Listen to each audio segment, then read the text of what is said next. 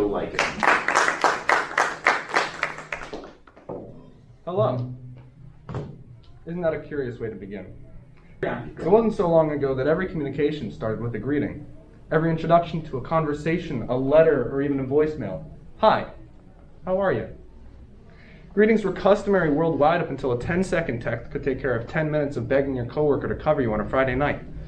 Removing the hassle of the introduction with instant messaging instead of tedious face-to-face communication like we're doing right now is part of the reason that most of the population, myself included and younger, has completely changed the way we interact with each other, virtually and in person.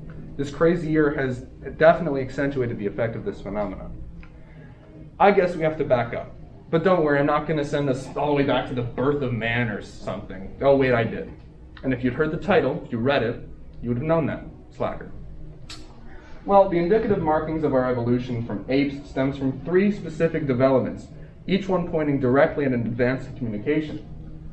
Language, the capacity for language, art, and complex symbolic expression.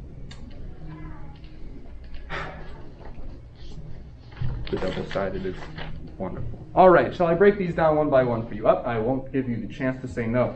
Language has been our oldest form of outright direct communication. This is before words, remember, but still a distinct difference from the monkeys, and not the ones who wrote that Smash Mouth cover from Shrek.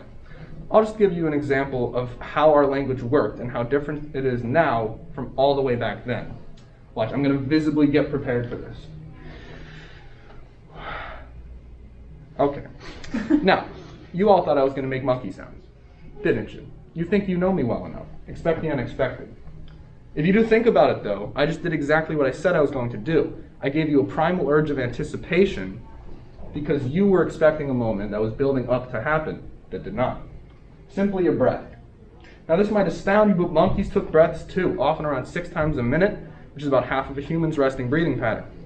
I gave you a monkey emotion, which is why I was able to captivate each and everyone in the audience. At the crux of it, we're all monkeys, and our language and communication stems from that fact as well.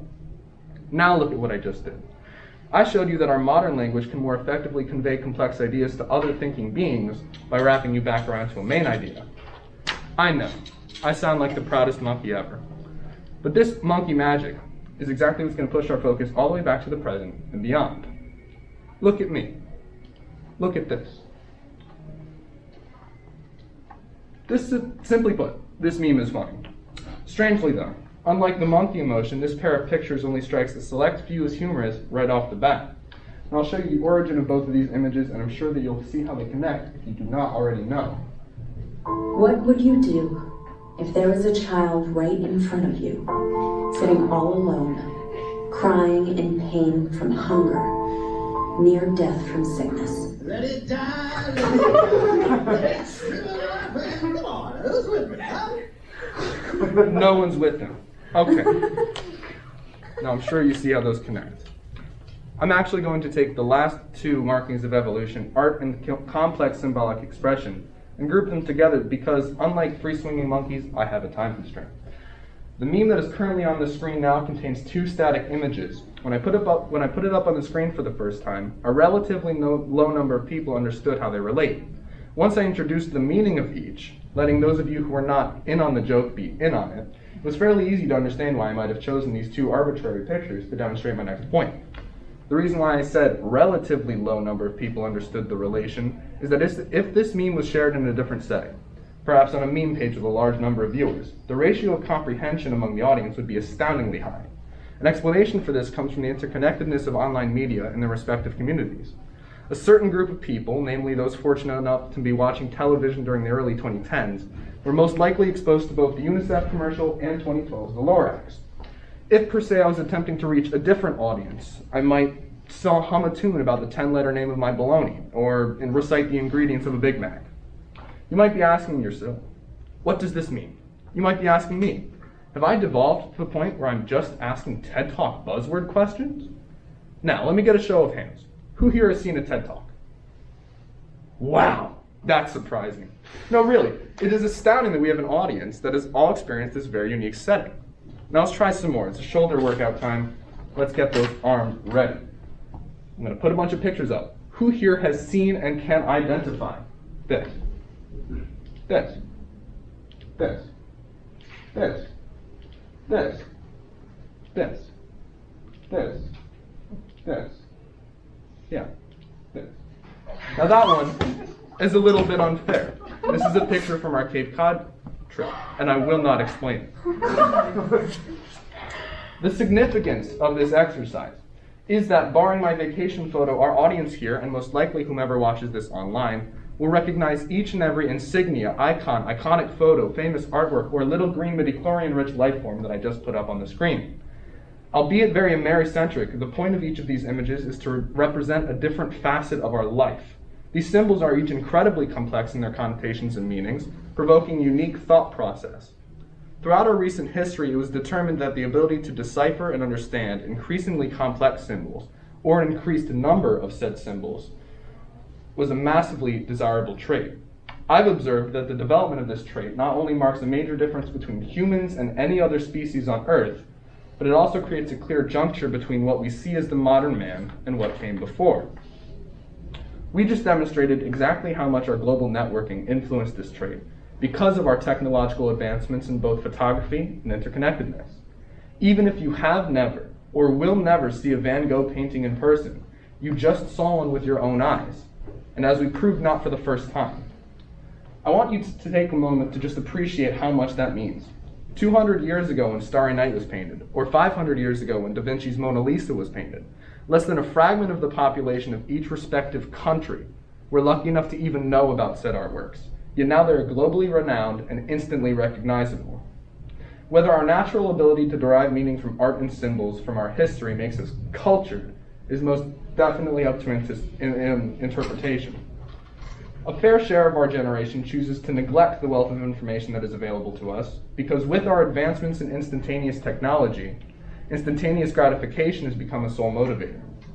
This often wastes time on unimportant, indistinguishable, non-unique activities that have nothing to do with furthering our progress as a human race. As you most likely guessed, I have an example for this as well. Who wants a horoscope? Do we have any Sagittariuses in the room? Cool. You pride yourself as an independent thinker and do not accept other statements without satisfactory proof. Any Gemini?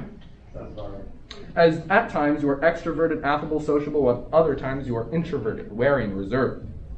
I could go on, but like I said, this really only wastes time. What this was really, though, was a social experiment.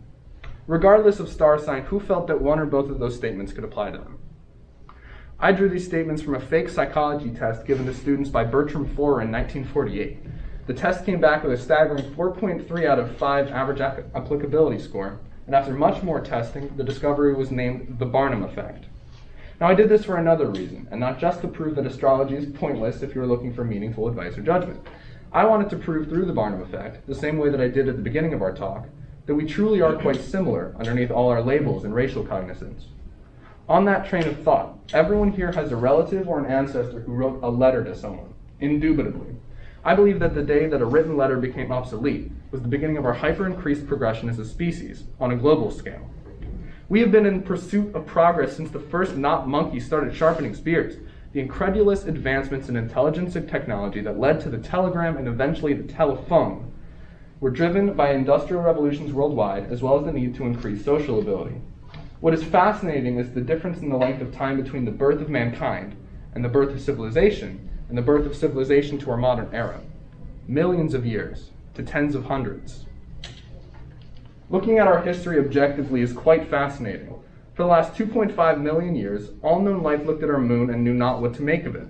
Within the last 60 years, our species sent an intelligent being to a celestial being on a round trip. Bazinga, right? What could possibly be the explanation for such a massive amelioration in our universal importance and our civilization's intelligence? No answers? Well, humans are social creatures by nature. I haven't shut up and you haven't stopped listening. Isn't that proof enough of that? As we have repeatedly seen throughout history, our combined brain power can redefine the word impossible again and again and again. The greatest innovation of our modern civilization was the small leap from instant communication to the giant step into massive internet cultures sharing 100,000 words per second across 180 countries. One might say that memes, meme communities, and our affinity to share all things humorous or not is era-defining. It has certainly had its impact. Quickly, here are some examples of events that could not have occurred if not for instant communication via videography, photography, and memography. George Floyd's murder would not have inspired the massive response that it did this past summer if not for the video taken of the gruesome act itself. If not for the horrifying photograph of the Hindenburg explosion, the rigid airship or Zeppelin would not have ceased production. Without the incredible spread of the meme community, the Josh fight would not have occurred on April 24th, 2021. I would not have known that date off the top of my head, and the 100 of Joshes that gathered there in Nebraska would never have met otherwise.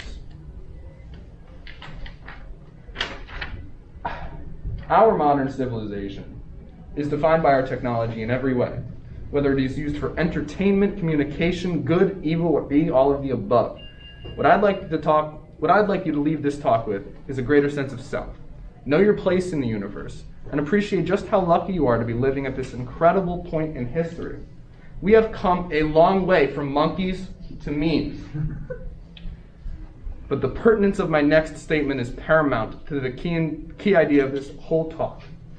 How you use the tools that you are given is what defines your story. Any monkey can just float downstream.